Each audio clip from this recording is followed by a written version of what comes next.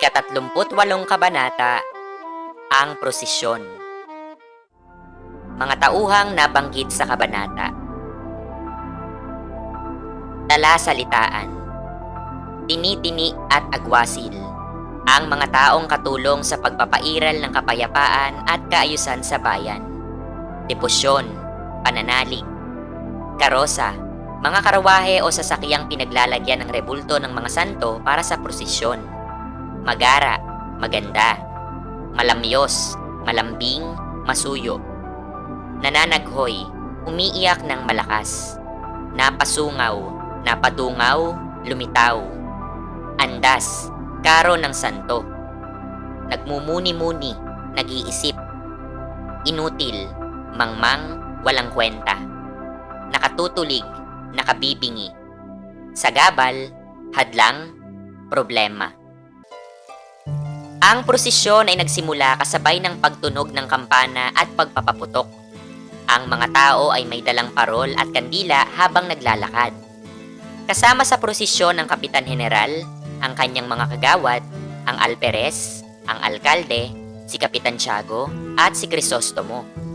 Ang prosesyon ay patungo sa tahanan ng kapitan. Sa harap ng kanyang bahay, nagpatayo ang kapitan ng isang kubol na gagamitin sa pagdaraos ng lowa, ang pagbibigkas ng tulang nagbibigay puri sa santong pintakasi ng bayan. Mas nais sana ni Crisostomo na manatili sa bahay upang makasama niya si Maria Clara, subalit hindi niya matanggihan ang imbitasyon ng Kapitan General. Pinangunahan ng 3 sakrista ng prosesyon, bit-bit ang mga seryales na pilak. Kasunod nila ang mga guro, mag-aaral, at mga batang may hawak na parol na papel.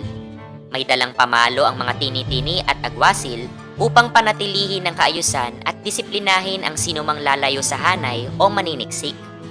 Ang ilan sa kanilang mga kasama ay namahagi ng libreng kandila upang magsilbing ilaw sa prosesyon.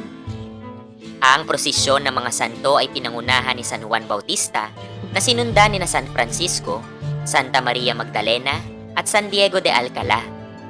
Ang mahal na birhen ang nasa hulihan ng hanay at 6 na Hermano III ang humihila sa kanilang karo. Nang marating ang bahay ng kapitan, huminto ang prosesyon sa harap ng kubol kung saan gaganapin ang lowa.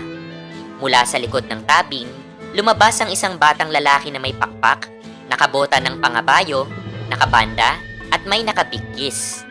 Bumigkas siya ng papuri gamit ang Latin, Kastila, at Tagalog. Pagkatapos ng seremonya, nagpatuloy ang prosesyon patungo sa bahay ni Kapitan Tiago. Habang nagaganap ito, umawit si Maria Clara ng Ave Maria kasabay ng kanyang pagtugtog sa piano. Maging si Padre Salvi na kilala sa kanyang magandang tinig ay nakilahok sa awitin. Samantala, labis na kalungkutan ang nadama ni Crisostomo. Sa tinig ni Maria Clara, naramdaman niya ang sakit at pangungulila nito. Nagising lamang si Crisostomo mula sa kanyang malalim na pag-iisip nang ipaalala sa kanya ng Kapitan General ang imbitasyon sa isang pagsasalo.